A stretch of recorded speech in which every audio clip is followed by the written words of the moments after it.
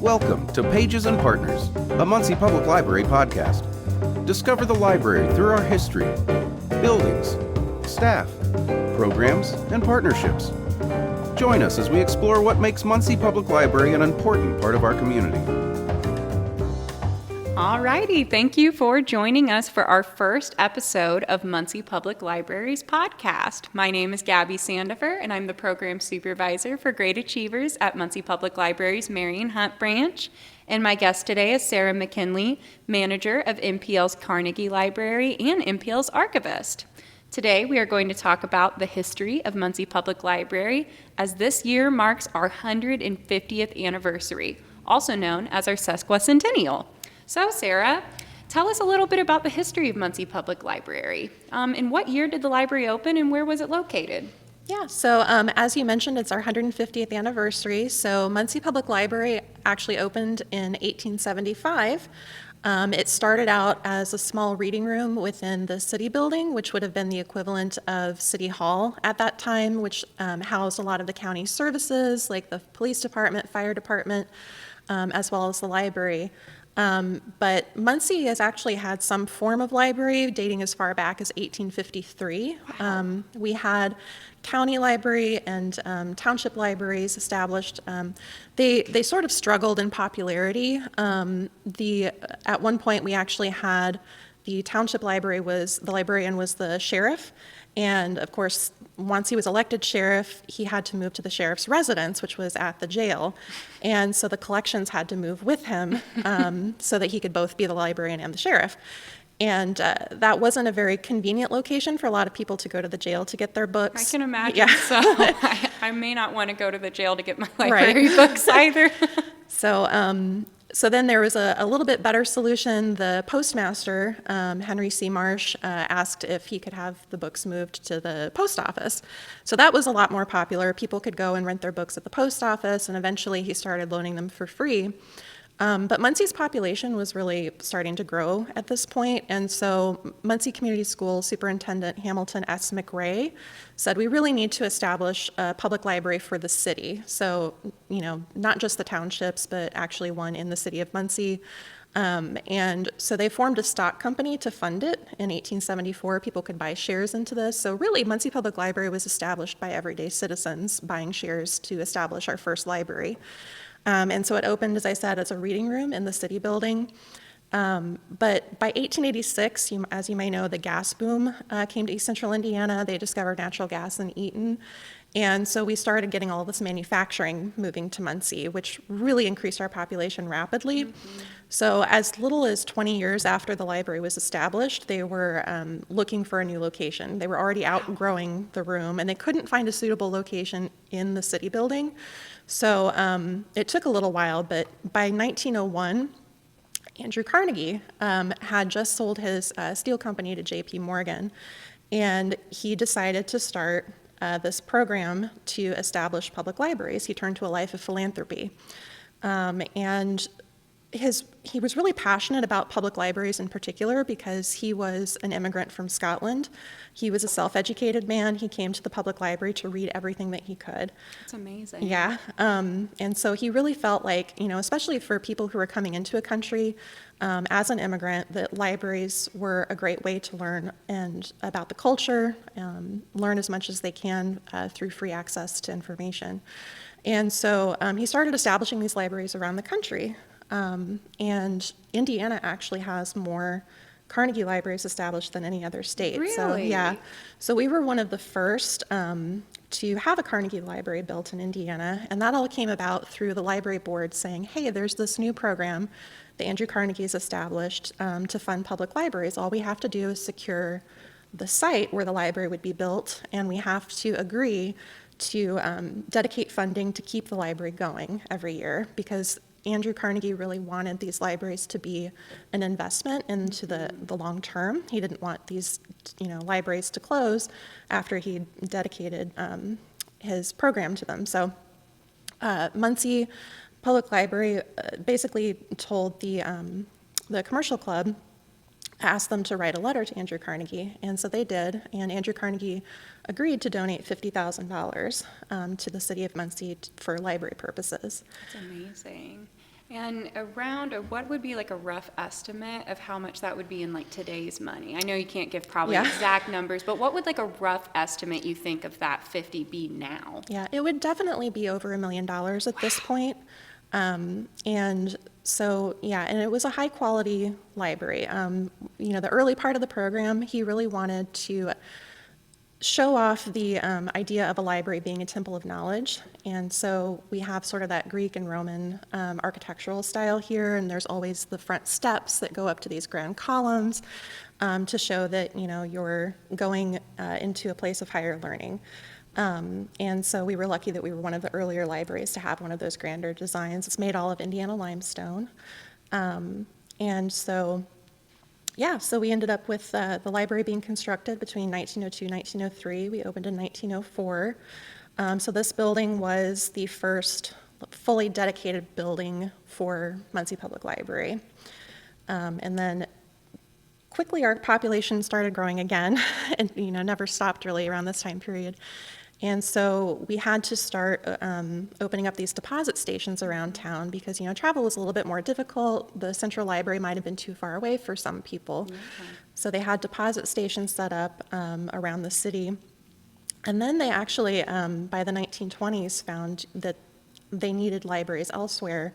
So they started adding collections into the Muncie community schools. Oh, cool. And they even had a collection in a grocery store. We had That's a collection. So neat. Yeah, we had one in the children's home. So we were really making sure that we were serving the community, whether they could come to the main library or not. I'm seeing a central theme of Muncie kind of getting it done in all capacities. Mm-hmm. They arranged having stock so that we could, fundraise for our first library and our first reading room. So it kind of seems like we're a community that when we want something done, we're going to get it done, whether it be more branches, making books be circulated, more available for the public. Mm-hmm. I think that's really neat, writing a letter to Andrew Carnegie. We're really figuring out ways to make it happen for our city. So I just Absolutely. think that's really cool to look at our history. It's a whole bunch of doing, we're going to get this done. We're going to get this available for our community. So I think that's really interesting to hear. We even put one in a grocery store. Like, that's just amazing, that we wanted to be stewards of knowledge and, spread that around the community. I just think that's really powerful. Absolutely. Everything that Muncie Public Library has done has been very community driven. Our first branch library was established in 1930. Grace Maring actually left some money in her will. She had been a former library board member. She left $25,000 to establish another library. So this is the Grace Maring Library, which was in the Heacon Park area, was our first branch. But then on the idea of being community-driven, also in the 1930s, the Lincoln School principal, Webb Hunt, he actually petitioned to try to get a library on the south side of Muncie because he could see that a library would be really very valuable there. And of course, this was during the Great Depression, so the library didn't have the money available at that point to build another library building, so soon after the Grace Maring Library was built. So they actually had area businesses that helped to donate the funds. So even Ball Brothers donated money towards basically establishing a small library in the basement of the Lincoln School. That's amazing. And it wasn't just available to the students there, it was actually open to the community. They built a public entrance to come into that library. Wonderful. Yeah. Well, and I'm pulling out two names. I work at the Marrying Hunt branch, and, pulling out Hunt and Marrying, you can see where that history comes from, just where you're mentioning that their legacy's still living on, even in our current modern day building that we have. So I think that's really neat. Yeah, absolutely. Yeah, so after those branches closed and the library decided to consolidate into one large Southside Public Library, they made sure that the libraries that sort of got it started, that their legacies were carried on through that name. So yeah, absolutely. Amazing. So you've told us a lot of really interesting history. What was the most interesting fact or story that you have from researching the history of the library? Are there a few that stand out to you as being really interesting or profound in any way? Well, there's a few fun stories that I've run into. Some of them are linked to the Carnegie Library, our first location. One actually has to do with getting the funding from Andrew Carnegie. So I mentioned that the library was constructed between 1902 and 1903. Well, when the construction was nearing completion in 1903, they realized they didn't have enough money left over for books and furniture Oh, no. to fill this grand new library building that they Books had. are pretty important Yes. when you're in the library. You can't really have a library without the books. Right. So, so they had this idea. Somebody on the board said, we'll send a thank you letter, but we'll address it to Andrew Carnegie's daughter. I think her name was Margaret. And we're going to send a gift as a thank you. So they commissioned a gold souvenir spoon. This was very popular in the early 1900s. You've probably been to flea markets and antique stores and seen these little souvenir spoons that have things engraved in the bowl. Well, they had one commissioned that had an image of the brand new Carnegie Library in the bowl, and they sent it to Margaret with a thanking her father for his generosity and how, grateful the city of Muncie was. But they happened to mention in the letter that, we've run out of funds for books and furniture. We're a little short on this, but, we're very thankful for, the donation to the library. Well, Andrew Carnegie was so touched that, the story goes that Andrew Carnegie was so touched that they gave a gift to his daughter that he immediately wrote a check for an additional $5,000. Wow. So our total gift from Andrew Carnegie was actually $55,000, and that was to make sure that we had things on opening day for our patrons to check out. So that was a really fun story. The importance of thank you cards. Yes. Never goes unmatched. You should always write a thank you note to all the listeners at home. You never know what you could get out of it. So I think Yes. that's really neat and you're right, I've seen those spoons everywhere. I always wondered, so was that just really popular back then as like a memento or a keepsake? Yeah, it was a collectible. And you mentioned sending thank you letters. I always use this story as an example for people who write grants. So always thank your donors because you never know. That's great. That's great. But yeah, and Muncie Public Library's first librarian, Hattie Patterson, she actually didn't make enough money for her library job to make ends meet, so she was actually permitted to sell stationery on the side in the library, which would have been very important for people to have places, to take notes and things like that. So she had a little side hustle to make her money. Let's see, the other story about Carnegie Library, when this building was being remodeled in 2002, so we were at the 100th year, basically, from when it had been constructed, they found in one of the walls behind a fireplace a leather work boot. Huh. And inside it had a name in it. It was Frank Garrett. Well, the librarians at the time did some research and found that Frank Garrett was, I believe, a masonry worker, and he was probably one of the people that helped construct the building. So they did a little bit more digging, trying to figure out, why would the shoe be in the wall? Why did he leave his shoe behind with his name in it? Well, it's an old superstition that shoes were placed in walls, especially of public buildings, but also in residential buildings, to ward off evil spirits. Interesting. So it's a very superstitious practice, and so Carnegie Library was protected by Frank Garrett's shoe. And apparently after the remodel was done, they put the shoe back in the wall. So I love this. So we're his still shoe is protected. somewhere here. That's really neat. I like that. That's such a librarian thing to do too, is to look up the rest of the Right. history and try and figure out the story behind it. Yeah. So that's really fun. I wonder where his shoe is now. It's listening to us do our podcast as we speak. One that's a little bit more recent is actually connected to the library's bookmobile. Not a lot of people know that our bookmobile at one time was turned into a cybermobile. So, Interesting. yeah, after the bookmobiles sort of waned in usage, our assistant director at the time, John Drum, was thinking, technology was really a big focus of Muncie Public Library at the time. We were adding more computers and adding internet service, and they thought, what if we made a mobile computer lab where people could, get connected online, they could work on resumes, they could take computer classes out into the community. That's amazing. So they turned the bookmobile into the cybermobile, and it was actually one of the earliest of its kind, and so they took it to ALA that year to show it off. And the cybermobile was used for several years. It did fill a need, but eventually it kind of outlived its usefulness, as people started to get more home computers and things like that.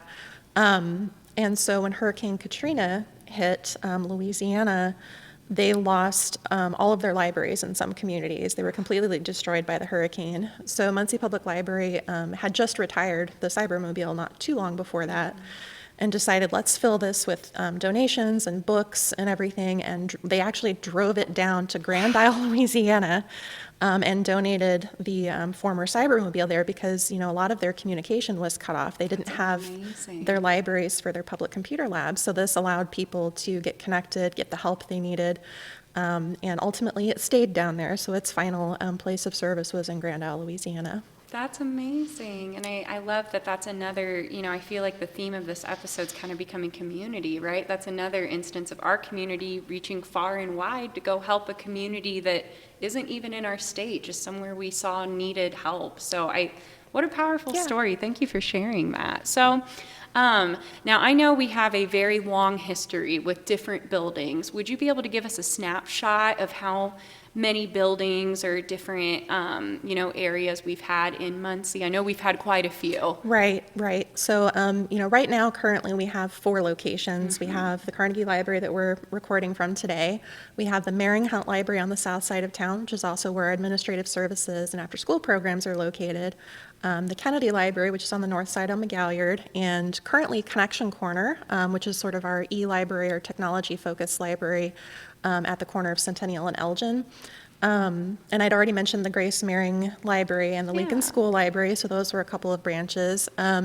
After Lincoln School Library had opened for a few years, eventually the school needed the space back for the school for their own purposes, and so as they're growing, as they were growing they probably too. need the area Right, as well. right. So the library decided to build a new library, which was at the corner of Hoyt and Memorial, called the Webb Hunt Library, named after the principal who had helped establish the Lincoln School Library. And we had, over the years, we've had an audiovisual center. Once AV collections became really popular, we started checking out music and movies. That had several different locations. We had the Huffer Memorial Library, which I think is what originally grew into the Centennial branch, which today is named Connection Corner, but known as the Centennial Library. And we've had the Gateway Center, which that one was sort of an experimental library. There was a librarian who established that in a partnership with some of the area churches. They had an African-American librarian who was trying to find ways to reach the children of the neighborhood and give them opportunities to have more access to materials in that area. And that was sort of an experimental library where they actually gave library cards, didn't require library cards to check items out. What an and interesting didn't idea. charge late fees for anything. So it actually worked a lot. They had more materials returned there than any of the other branches the years that it was open. That's amazing. Yeah. Unfortunately, the location was sort of susceptible to vandalism and things like that. They didn't have enough security there. So, and the librarian ended up leaving for another position. So it was a great experiment that really served the community well during its time, but then those materials were absorbed elsewhere. And we've often done that, where we've had branches that have been established for a while, but for various reasons, things change. We're constantly responding to the needs of the community. So we've had those branches. We had the Local History and Genealogy Center, which is actually the building that's right across the parking lot from where we're sitting today. That building, again, consolidated, and all the collections moved here into the Carnegie Library, so we're now the Local History and Genealogy branch. So yeah, we've had various places over the years. I want to highlight how you had said that we respond to our community needs, because I think that's really powerful, and I think that is, kind of at the core of libraries. We're constantly changing, responding to not only global needs, but our community needs and how people are consuming media, whether it's digital, paperback or beyond. I feel like we're responding to all of those needs. So going back to our sesquicentennial, or Sasquatch-tennial as we have been calling it, what is the library doing to celebrate 150 years of serving our community? So we're having events throughout the year. We had our kickoff event at the Kennedy Library back in February, which was to both kick off the 150th anniversary, but also to celebrate Kennedy Library's own 60th anniversary. Lots of anniversaries Yeah. this year. We're celebrating a lot. Absolutely. That's great. Yeah, and Carnegie just celebrated our 120th last year. So, but yeah, we're doing open house events. There'll be one in April at Mering Hunt Library, one during the summer at our Connection Corner Centennial Library. And then at the end of the year in November, we'll have sort of the grand finale at the Carnegie Library.